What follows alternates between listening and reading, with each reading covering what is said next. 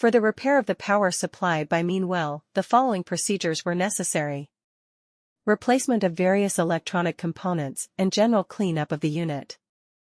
For testing, we use 220-volt DC. The range of the power supply is 110 to 220-volt DC.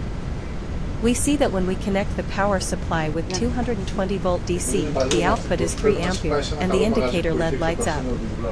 The same process is repeated and for the other power supply. No further testing is possible due to the absence of additional units.